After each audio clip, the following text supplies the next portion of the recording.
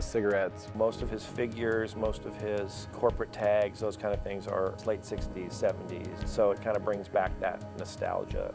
And usually it's kind of subculture stuff, which appeals to me. I like to see things that are kind of in your face when it comes to art, and his artwork tends to do that. If you look at the cigar boxes, it's firecrackers and cigarettes, you know, all the stuff the ATF really doesn't want you to play with. To me, it kind of reminds me of, like, you know, something that somebody in New York would be doing. I mean, there's something very kind of undergroundy, and it's very DIY. Yeah, he is a bit persuaded by advertising. He sees things, and then he puts his own twist on it. But I think he's always been a little bit ahead of the curve. One of my first memories of Matt, he was selling the collages with the clowns on them out of the trunk of one of his Cadillacs. In the parking lot of PGL there, mid-90s, everybody was kind of hurt and no one was working, so I couldn't afford one. I think it was a long, cold winter and he was having trouble maybe making money, so he came around the shops. And at that time, I had no money, so I don't know what I was doing buying art, but I bought one of his pieces of art, and I've had it ever since. I was actually pretty fascinated when he did start having these impromptu art shows at his apartment on Queen Anne. I think he sold out a lot of the stuff. I was at my friend's house, I was looking at something on their wall or piano, and I was like, well, that's really cool. What is that? Oh, that's one of Matt Jacobson's. He had this art show thing. The collage work didn't excite me as much. To me, it lacks a sense of composition. It lacks a narrative. It's something I could walk by and probably not really invest a lot of time in. Most of the shit that Matt does has a certain element of an art project to it. I think that he tries to impart significance into meaninglessness. I find comfort in art, and I feel that you know, I might be not necessarily skilled at it, but I know what people like, and that might be where it's at these days. I'm not sure. I couldn't draw a portrait to save my life, but I can put up some images that, you know, might make people feel comfortable about, you know, where they're from or something, or I don't know. I really wish I had more artistic skill, and I really don't. I just, I've tried, and it was, you know, pen and ink or pencil, something I can fake, something I can actually blur, but no, I really do not have that concise ability to just nail it. It's cut and paste with me, it really is, and I have maybe a good sense of color, but I have very little skill.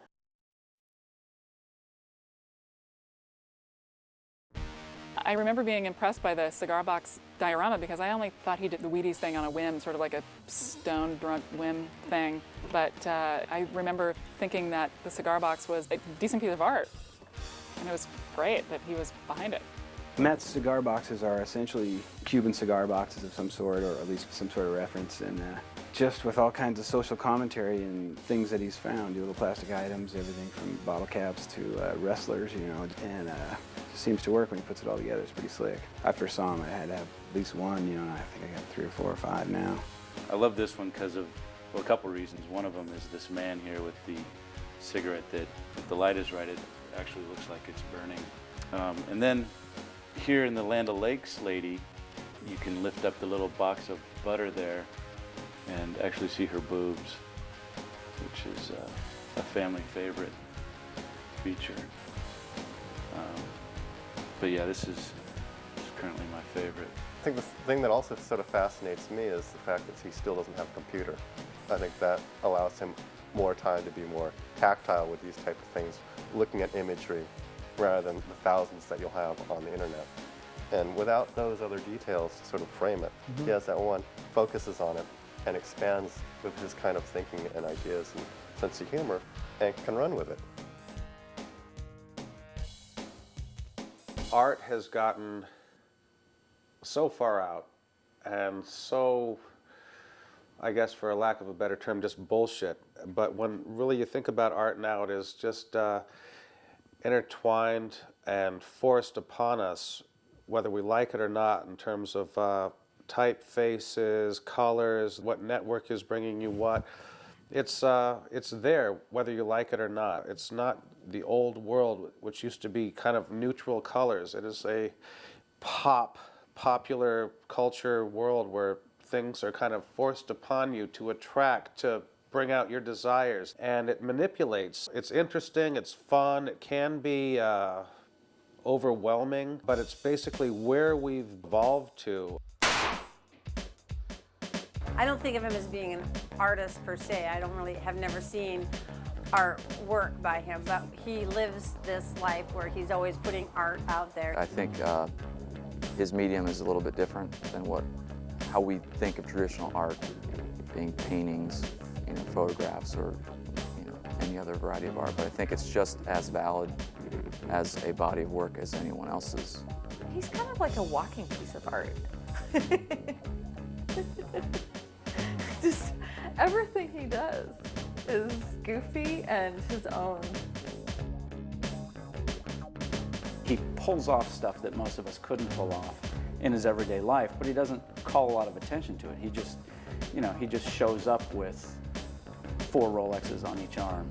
He's a very, very distinguished collector of fake Rolexes. He has and gold nugget jewelry. Medallions. Fake gold nugget Absolutely. jewelry. This guy is never going to sully his image by wearing real gold.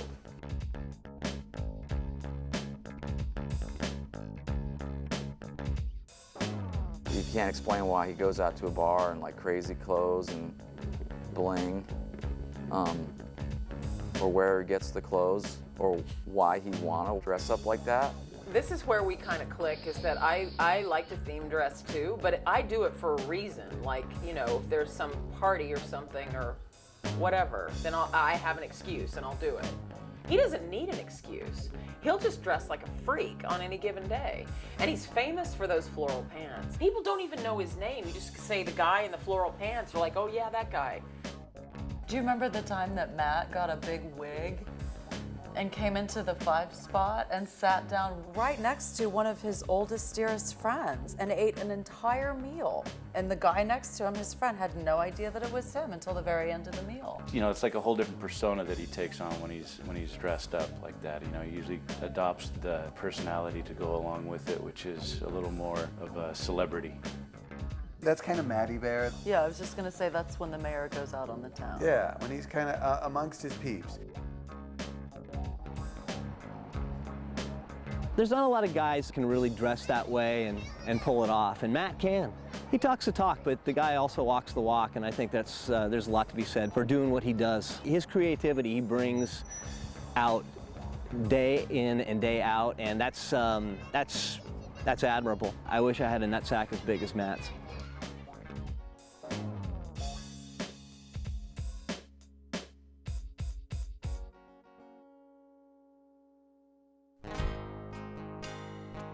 Lately, he's been showing me some of he's making baseball cards, kind of cut and pasting existing elements of baseball cards, and again, iconic types, like Babe Ruth and Ichiro, but kind of making them his own and making them into, I guess, how he'd like to see them. The original idea was to do a Satchel Paige and do a paper cut around here, pull it out a bit, and then have different colored backgrounds, and then his 5 rules for life below it. But I got sidetracked and started doing baseball cards. So start out with the normal size. Babe Ruth, greatest of all time, basically invented the sport. Satchel Paige, 42-year-old rookie, never got his due. Very cool individual. Played for the St. Louis Browns at the end of his career. Also played for the Kansas City A's in 1965 at the age of 56. Very cool individual. Ichiro, badass. Reinvented the game. Check him out. 21st century badass, it should say here. That's what he is. That's definitely my favorite. And then Fidel Castro, do one for him, 50 years of power, 11 presidents, pretty awesome. And he likes baseball. And then the next victim, A-Rod, big league liar, might say, or something. Weird guy. And this guy, I just got to show you, he ran into him in a bar in Portland, and he taught me a life lesson. He said, Kid, sit down. I used to pitch for the Yankees. Pussy and booze ruined my life. Words to live by. What do I think of the Wheaties box? It's pretty funny, but to me, there's funnier stuff. Have you seen my kitty?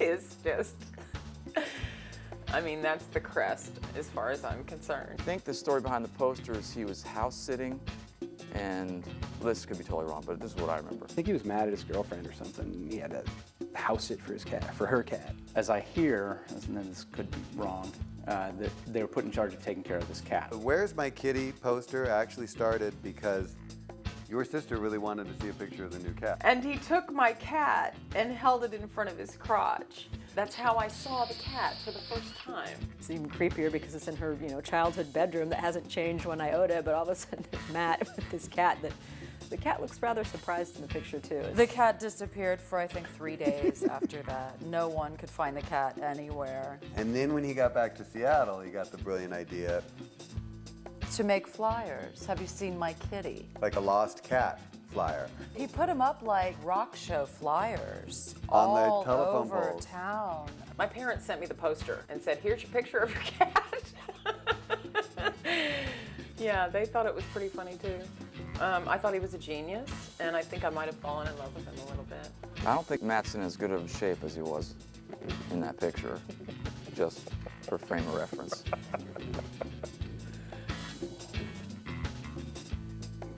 Not that I've seen him nude recently, but... Have you ever seen him nude? Well, that picture's pretty close Oh, okay. One afternoon, Dario and Matt and I spent at the 5 Spot, and he had stapled one to the telephone pole directly outside. When we swung the doors open to leave, someone had taken a Sharpie, and where the W in the word reward was, they had put a big T. So now instead of reward, it said retard.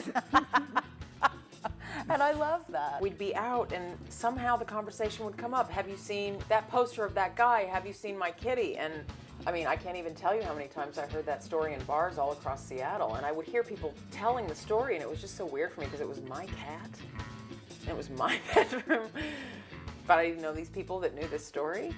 So I think he became a legend with that one. When you look at this poster and it's obviously a joke. So is the telephone number a joke? That's a weird twist. He had the courage not only to put this picture of him and that cat out, but to His own use phone his number. real phone number. As soon as you say that when you're describing this to somebody, they're just like, what? Did people call? Like, of course people called. And I think Matt wanted people to call. The only reason you would put your own number on there is out of boredom, I would imagine. Or just to stir the pot, see what you kick up. And Matt's the kind of guy that just kind of likes to stir the pot, it seems sometimes, Knowing Matt, I think he put the phone number on there to see what his return was. It's kind of like fishing. You throw the line out, it's like, what's going to get snagged on the end of this? That just kills me. That's hilarious that he would be so interested in people's reaction to it that he would actually receive the calls to sort of take it to another layer to screw with people.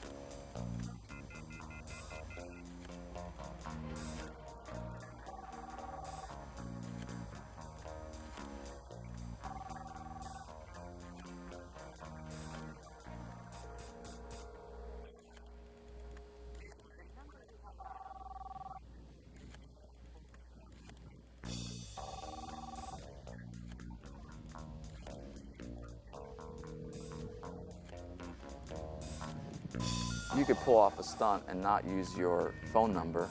And for those who had no intention of calling would be just as shocked by the flyer had his phone number been real or incorrect. So putting his real number out there was obviously sort of risky, but I think it made it real.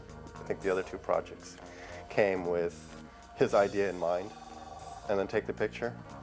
But I think that one, he saw the picture and developed sort of the space for it. I mean, I was actually amazed because he hadn't done any sort of promotion. I think it had been a while since he did the Home Alone and the Wheaties box. And I thought that was that was pretty on par of topping all the other stuff. It was pretty brilliant. Not only did he do this in Seattle, but he also did it when he was in Miami.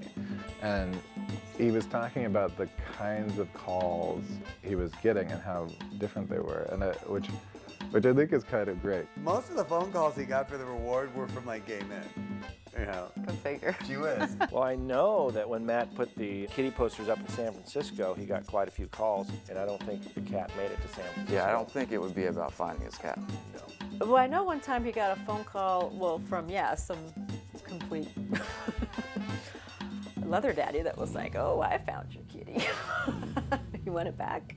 In Miami, it's just balls out, people screaming in the phone. It's more of a party tone. It's a lot of women and it's cackling. I think they got it a little bit more.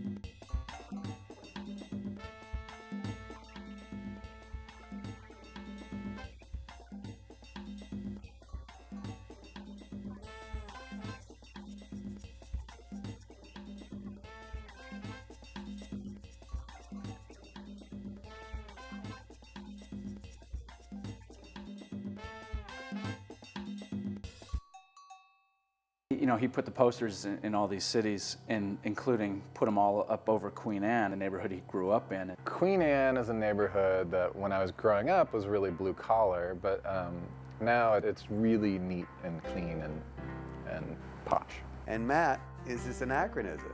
He went to high school there, he still lives there, he still does his drinking there. He'll never move off of Queen Anne. I don't understand that part of his world. I personally believe that he's the mayor of Queen Anne and that they need to give him his proper due. And there's a good story, I don't know if you've ever heard it or not, where his mom and dad are walking down the street up on Queen Anne Hill and saw one of the kitty posters on a telephone pole or a light pole. And they were mortified because they live on Queen Anne. Their neighbors were looking at it. It's like, oh God, there's my son with a crazy mustache, nude with a cat in front of his junk. And at the bottom, reward with his parents' phone number. I think it was his phone number. Was it? I think it was his phone number. He wasn't that bad. Okay. This is all hearsay, but I hear that his father thought it was pretty funny and that his mother was shocked. I believe they were so shocked that they had a family intervention. And I remember Matt telling me something about coming home and his whole family was in his living room of his apartment. And it wasn't a good situation, I don't think. He's kind of guarded, I think, about some of the facts. I know that he did mention the intervention. Yeah. But I don't know if he told us how far the family took it. There was no intervention. I don't know that's urban legend. People are wanting to make something that it's not. Have you seen my kitty is pretty typical of, something that I don't think anybody's parents might not necessarily be proud of. I mean, we're not like the Brady Bunch where we have family meetings or anything like that. I mean, that's not how we roll. I know that his dad declined to do the interview and they're not super happy with all of his projects. Even this, Dawn has a little trouble getting her head around. Like, why would people want to make a documentary about my son's weird obsessive compulsive shit? Matt's told me that he just horrifies his parents continually. Sometimes in some ways you wonder how much of them that he has in mind when he puts it up. I think a lot. I mean, I think there's a lot of rebellious. Yeah, the rebellion doesn't stop. And I actually really like their parents quite a bit. I know his parents are very sweet people and I feel bad for them. Dawn's been traumatized. She's had to go through some stuff. She's had to see and deal with some pretty special things that Matt's come up with. I think it would be very different if Matt didn't live less than a mile away from them. I think every time he does the project out, there's always something rebellious about it to his parents. I wish that they would be more involved and that they would maybe realize that some of, the way they raised him has turned Matt